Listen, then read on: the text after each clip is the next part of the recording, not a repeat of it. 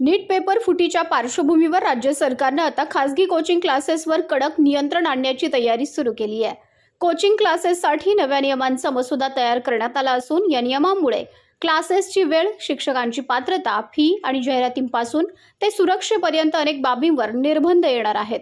या नव्या मसुद्यानुसार दररोज 5 तासांपेक्षा जास्त शिकवणी घेता येणार नाही। तसंच भल्या पहाटे किंवा रात्री उशिरापर्यंत वर्ग घेण्यासही मनाई असणार आहे।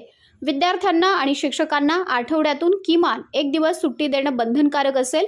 याशिवाय 13 वर्षांखालील विद्यार्थ्यांना कोचिंग क्लासमध्ये प्रवेश देता येणार नाही। कोणत्याही मान्यताप्राप्त शाळा किंवा महाविद्यालयाच्या परिसरात खासगी शिकवणी केंद्र चालवता येणार नाही। शाळा किंवा कनिष्ठ महाविद्यालयात कार्यरत असलेल्या शिक्षकांनाही खासगी कोचिंग क्लासमध्ये शिकवता येणार नाही। शिक्षकांच्या पात्रतेबाबतही मोठा नियम प्रस्तावित करण्यात आलाय। कोचिंग क्लासमध्ये पदवीपेक्षा कमी शैक्षणिक पात्रता असलेल्या शिक्षकाची नियुक्ती करता येणार नाही। तसेच गंभीर किंवा दखलपात्र गुन्हा नोंद असलेल्या व्यक्तीलाही शिक्षक म्हणून नियुक्त करता येणार नाही। कोचिंग क्लासेसच्या जाहिरातींवरही सरकारची नजर असणार आहे। रँक, चांगले गुण किंवा परीक्षेत यश मिळण्याची हमी देणाऱ्या भ्रामक जाहिराती करता येणार नाहीत। विद्यार्थ्यांना प्रवेश घेतल्यावर मेडिकल, इंजिनिअरिंग किंवा स्पर्धा परीक्षेमध्ये हमखास यश मिळेल असा दावा करण्यासही मनाई असेल। सुरक्षेच्या दृष्टीने तळघरात कोचिंग क्लासेस चालवण्यास परवानगी नसेल आणि क्लासच्या सर्व भागांमध्ये सीसीटीव्ही कॅमेरे बंधनकारक असतील। फी बाबतही विद्यार्थ्यांना दिलासा देणारे नियम प्रस्तावित आहेत। घेतलेल्या शुल्काची पावती देणं बंधनकारक असेल।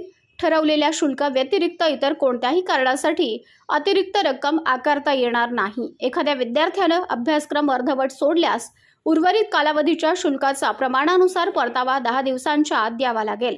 विशेष म्हणजे प्रत्येक खासगी शिकवणी केंद्रासाठी नोंदणी बंधनकारक असेल।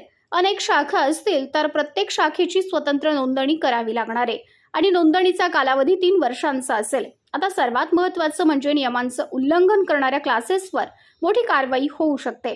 किरकोळ उल्लंघनासाठी 1 ते 5 लाख रुपये, नियमांची पुनरावृत्ती झाल्यास 10 लाख रुपयांपर्यंत, तर गंभीर उल्लंघनासाठी तब्बल 10 ते 50 लाख रुपयांपर्यंत दंड होऊ शकतो। याशिवाय क्लासचा परवाना तात्पुरता निलंबित करणं, नोंदणी रद्द करणं किंवा कोचिंग क्लास कायमचा बंद करण्याची कारवाई देखील होऊ शकते। मात्र हे नियम सध्या मसुद्याच्या स्वरूपात आहेत। सरकारने यावर नागरिक आणि संबंधित घटकांकडून हरकती आणि सूचना मागवल्या आहेत। त्यामुळे अंतिम नियमावलीमध्ये नेमके कोणते बदल होतात हे पाहणं महत्त्वाचं ठरणार आहे।